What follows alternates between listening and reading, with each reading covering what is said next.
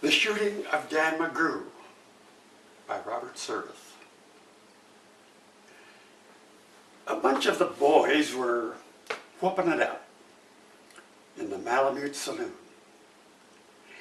And the kid that handles the music box was hitting a jagtime tune. Back at the bar in a solo game, sat Dangerous Dan McGrew, and watching his luck with his light of love, the lady that's known as Lou. When out of the night, which was 50 below, and into the din and the glare, there stumbled a miner fresh from the creeks, dog dirty and loaded for bear. He looked like a man with a foot in the grave, and scarcely the strength of a louse. But he tilted a poke of dust on the bar, and he called for drinks for the house. Now, there was none could place that stranger's face, though we searched ourselves for a clue. But we drank his health, and the last to drink was Dangerous Dan McGrew. There are men that somehow just grip your eyes and hold them hard like a spell. Well, such was he, and he looked to me like a man who'd lived in hell. With a face most hair and the dreary stare of a dog whose day is done. As he watered the green stuff in his glass, and the drops fell one by one. Then I got to figuring who he was, and I wondered what he'd do. And I turned my head, and there, watching him, was the lady that's known as Lou. Well, his eyes went rubbering round the room, and he seemed in a kind of daze, till at last that old piano fell in the way of his wandering gaze. The ragtime kid was having a drink.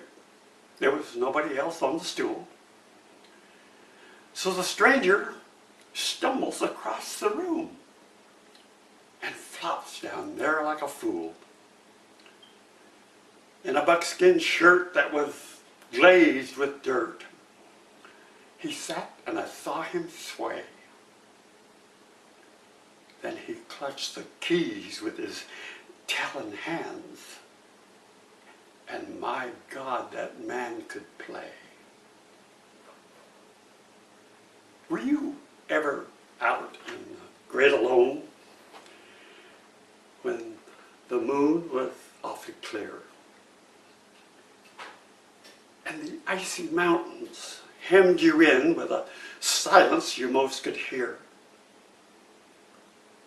with only the howl of a timber wolf, and you camped there in the cold, a half-dead thing in a stark dead world, clean mad for the muck-called gold,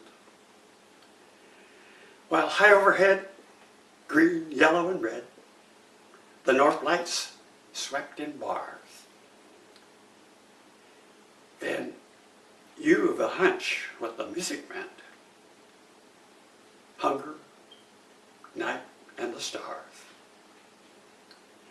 And hunger, not of the belly kind that's banished with bacon and beans, but the gnawing hunger of lonely men for a home and all that it means. For a fireside far from the cares that are, for walls and a roof above, and oh, so cramful of cozy joy, and crowned with a woman's love. A woman dearer than all the world, and true as heaven is true. ghastly she looks through her rouge, the lady that's known as Lou.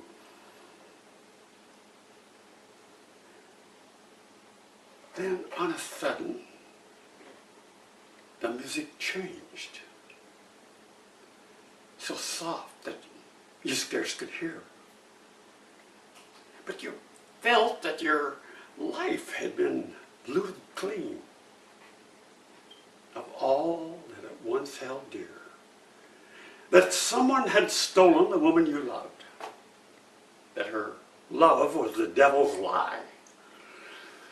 And that your guts were gone and the best for you was to crawl away and die. 'Twas the crowning cry of a heart's despair. And it thrilled you through and through. I guess I'll make it a spread, monsieur, said Dangerous Dan McGrew. Well, the music almost died away.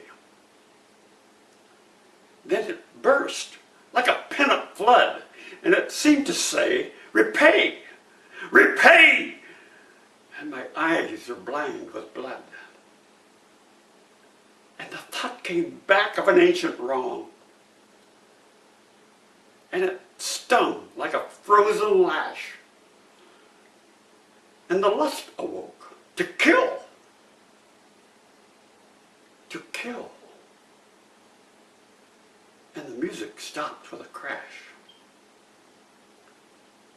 Then the stranger turned, and his eyes, they burned in a most peculiar way.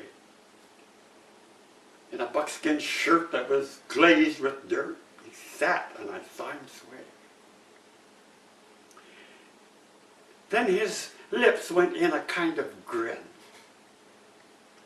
And he spoke, and his voice was calm. And boys, says he, you don't know me. And none of you cares a damn. But I want to state, and my words are straight, and I bet my poke they're true, that one of you is a hound of hell, and that one is Dan McGrew. Then I ducked my head, and the lights went out, and 2 guns blazed in the dark. And a woman screamed, and the lights went up, and 2 men lay stiff and stark. Pitched on his head and pumped full of lead was Dangerous Dan McGrew, while the man from the creeks lay clutched to the breast of the lady that's known as Lou. Now, these are the simple facts of the case. And I guess I ought to know. They say that the stranger was crazed with hooch.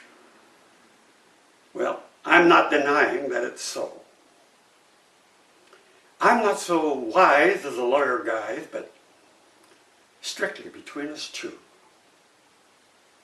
the woman that kissed him and pinched his poke was the lady that's known as Lou.